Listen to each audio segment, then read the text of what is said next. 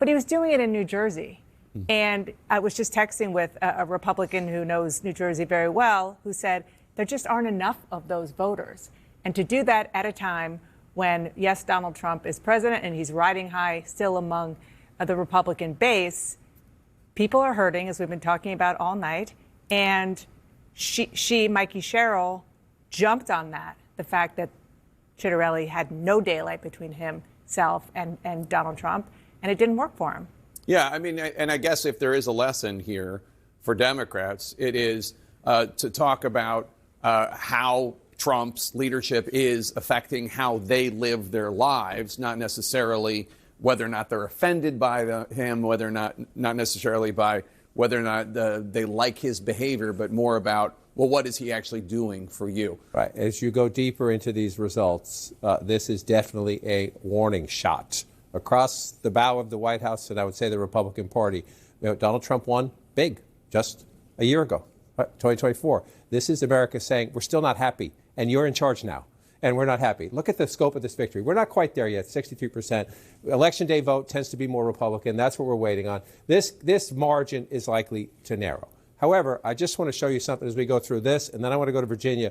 Just what message, right? The Democrats are going to have a debate now. A centrist governor of New Jersey, a centrist governor of Virginia. We'll see what happens in New York City, perhaps a Democratic socialist there. The Democrats will still have a debate about how to do things. But in 3 races where they focused on affordability, they're winning. So we'll see what happens in New York, but they're winning at the moment. You watch this one here. I just want to show you a couple of things here as you come through this. Number one, did Mikey Sherrill outperform Kamala Harris? You notice nothing changed. That means everywhere. In every single county in New Jersey, Mikey Sherrill overperformed Kamala Harris. Here's another way to look at it. Donald Trump made New Jersey close last time, right? Because he flipped some counties. He flipped 5 counties.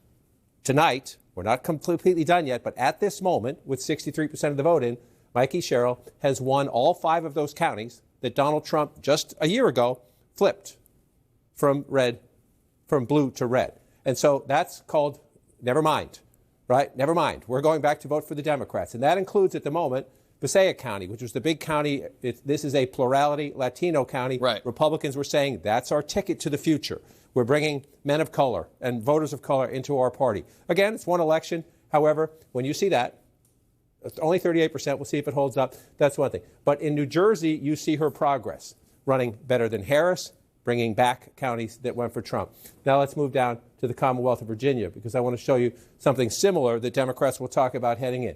Okay, so you come into here and you say, did Abigail Spanberger outperform Kamala Harris? Not everywhere, but in very, very key places. In the Washington suburbs, where the people live.